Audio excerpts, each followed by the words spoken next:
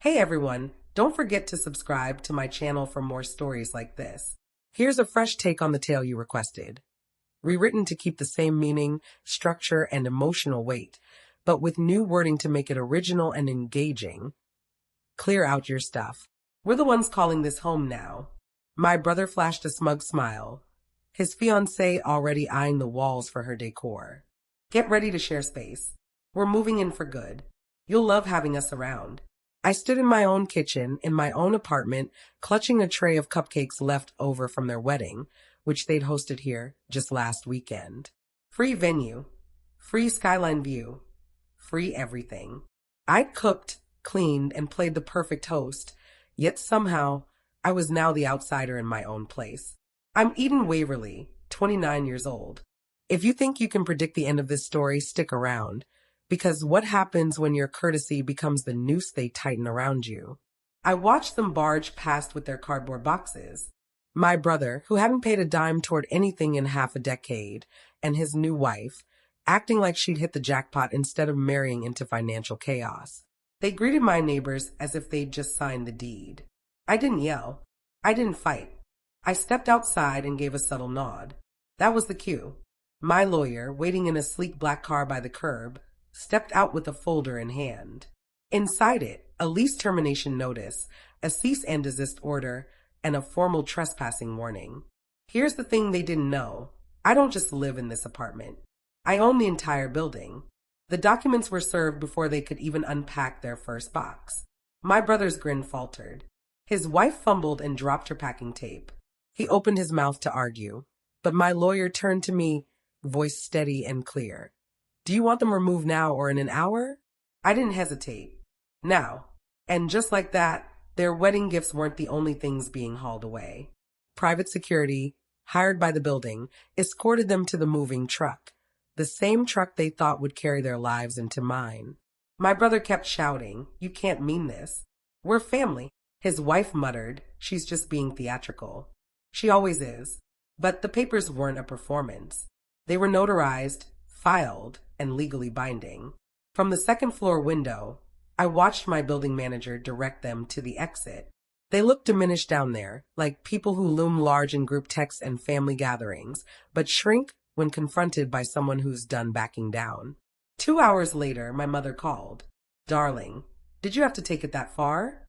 Your brother's going through a rough patch." I stayed quiet as she pressed on. "He just wanted to be near you. He's newly married. You should be thrilled for him." Softly, I replied, "He tried to take my home." "That's not closeness. That's greed." She sighed sharply. "Don't make this a soap opera." "A soap opera?"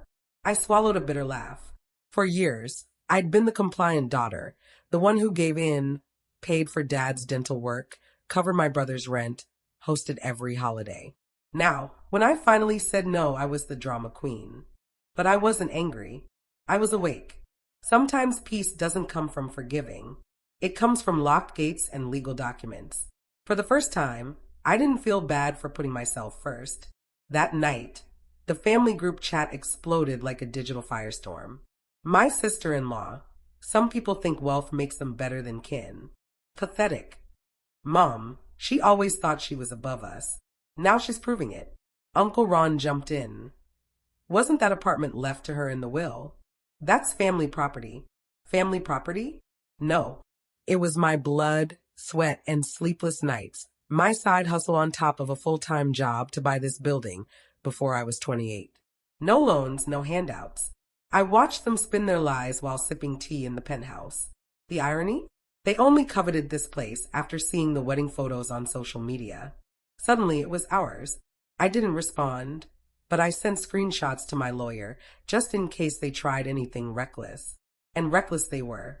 The next morning, my brother showed up again, this time with Mom. She rang the doorbell like she was popping by for coffee. When I answered, she cooed, "We just want to talk, sweetheart." My brother stood behind her, clutching a pile of mail. "You still get family letters here. That means it's shared space, right?" I didn't waver.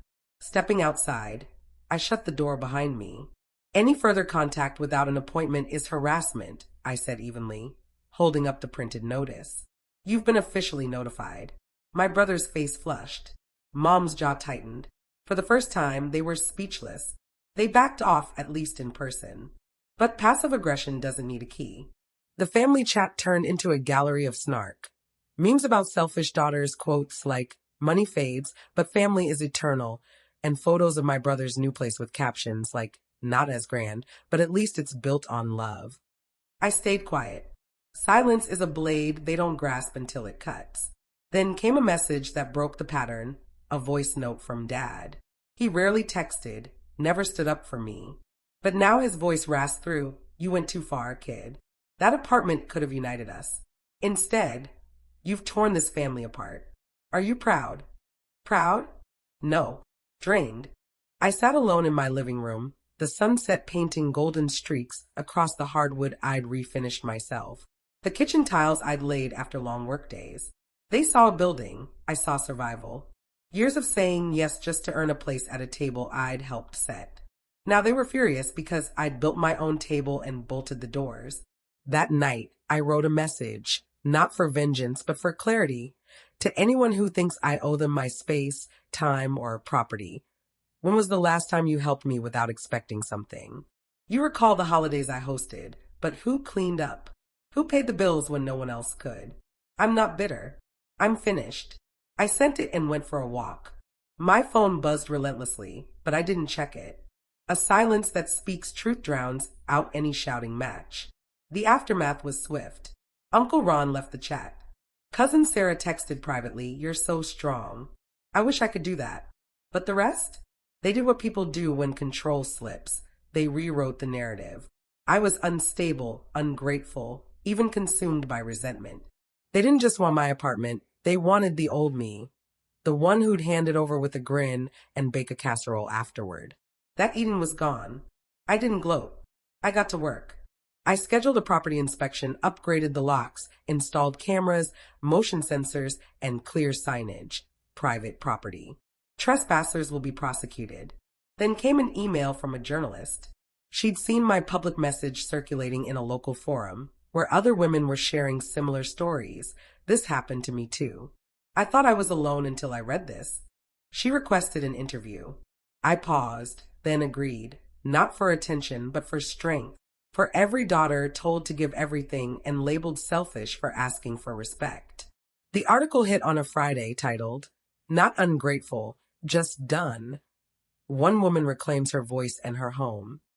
That same day, a new lawyer called. Your family's spreading rumors you fraudulently bought the apartment. Want to file a defamation suit? I smiled. I'd been quiet long enough. I didn't sue, not yet. Lawsuits give them a spotlight, and I was done offering them my stage. But I did file a cease and desist through the same lawyer they'd mocked years ago when I sought legal protection for my property.